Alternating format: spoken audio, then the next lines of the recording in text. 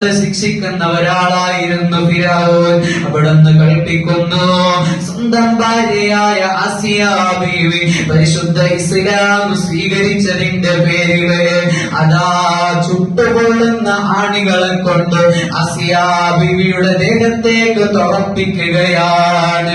വെപ്രാളപ്പെട്ട് കരഞ്ഞുപോയി. ഓ മുഅ്മിനീങ്ങളെ, നാം ചിന്തിക്കേണ്ടത് എന്തെന്നറിയുമോ? ആ പ്രയാസം അനുഭവിക്കുമ്പോ, ശരീരത്തിലേക്ക് പൊള്ളലുകൾ ഏൽക്കുമ്പോ, ശരീരത്തിൽ നിന്ന് രക്തങ്ങൾ ഇങ്ങനെ ചൊരിഞ്ഞു പോകുമ്പോ അവിടുന്ന് റബ്ബിനോട് പ്രാർത്ഥിക്കുന്നു. പരിശുദ്ധ ഖുർആൻ വ്യക്തമായി പറയുന്നുണ്ട്, റബ്ബിബ്നിലി ഇൻദക ബൈതൻ ഫിൽ ജന്ന.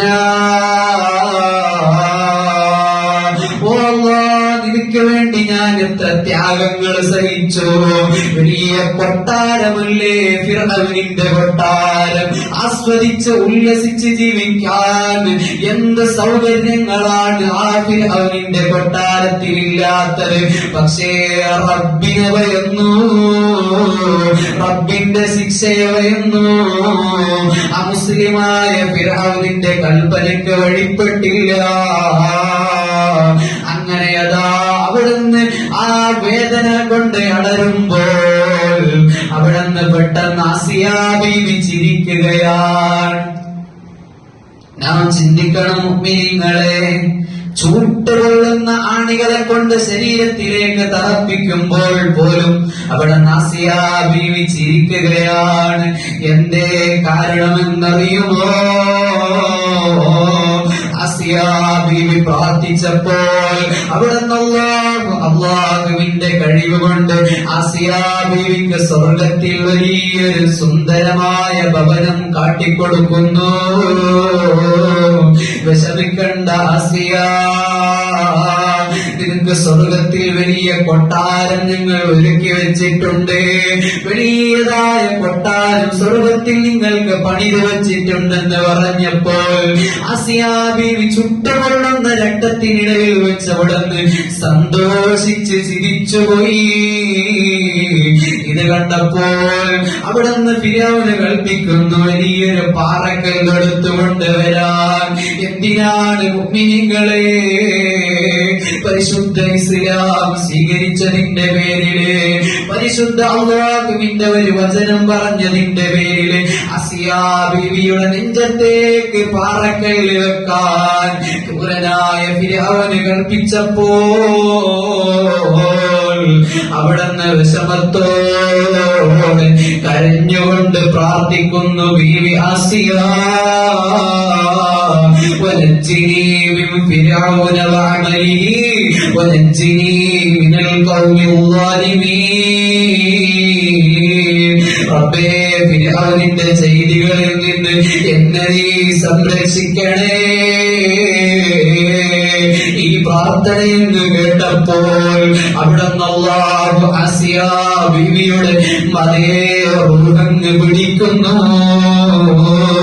സന്തോഷിച്ചുകൊണ്ട് റബ്ബിലേക്ക് ആസിയാ ബീവി മടങ്ങുകയാണ്. എന്തിനാണ് മുഅ്മിനീങ്ങളെ ഇങ്ങനെ ആസിയാ ബീവി ചെയ്തത്? അല്ലാഹുവിന്റെ ദീനിന് വേണ്ടിയല്ലേ. അങ്ങനെ അതാ മരണപ്പെട്ട ആസിയാ ബീവിയുടെ നെഞ്ചത്തേക്ക് പാറക്കല്ല് കൊടുന്ന് വെച്ചിട്ട് അതിന്റെ മേലെ കയറിയിരിക്കുകയാണ് ക്രൂരനായ ഫിർഔൻ.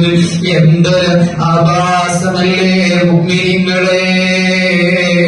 ഇങ്ങനെയുള്ള ക്രൂരന്മാരുടെ കയ്യില് ഞങ്ങളെ അധികാരം ചുമത്തുമ്പോൾ ഞാനും നിങ്ങൾ ചിന്തിക്കേണ്ടത് ആർക്ക് വോട്ടിടണമെന്നല്ല, ഇവിടെ എങ്ങനെ പ്രവർത്തിക്കണമെന്നല്ല, റബ്ബിലേക്ക് മടങ്ങലല്ലാതെ രക്ഷയില്ല. എന്റെയും നിന്റെയും ജീവിതത്തിൽ വന്നുപോയ തെറ്റുകളിൽ പറഞ്ഞുകൊണ്ട് റബ്ബിലേക്ക് മടങ്ങലല്ലാതെ രക്ഷയില്ല. അതുകൊണ്ടല്ലേ മുഅ്മിനീങ്ങളെ പരിശുദ്ധ ഖുർആൻ പറഞ്ഞില്ലേ, ഖദ് അഫ്ലഹൽ മുഅ്മിനൂൻ, മുഅ്മിനീങ്ങൾ വിജയിച്ചുപോയി. ആരാണ് മുഅ്മിനീങ്ങളെ? മുഅ്മിൻ എന്ന് പറഞ്ഞാൽ അലിവുകൊണ്ട് കൊണ്ടും നാവ് കൊണ്ടും അല്ലാഹുവിനെ അംഗീകരിച്ചാൽ എല്ലാ നിലക്കും അല്ലാഹുവിനെയും അവിടുത്തെ റസൂലിനെയും അംഗീകരിക്കാത്തവൻ മുഅ്മിനാകുമോ? മുത്തനബി സ്വല്ലല്ലാഹു അലൈഹി വസല്ലം തങ്ങളെ സ്നേഹിക്കാത്തവൻ മുഅ്മിനാകുമോ? അതുകൊണ്ട് മുഅ്മിനീങ്ങളെ, യഥാർത്ഥ മുഅ്മിനീങ്ങളാകേണ്ടതുണ്ട്. ഞങ്ങൾ റബ്ബിലേക്ക് മടങ്ങേണ്ടതുണ്ട്.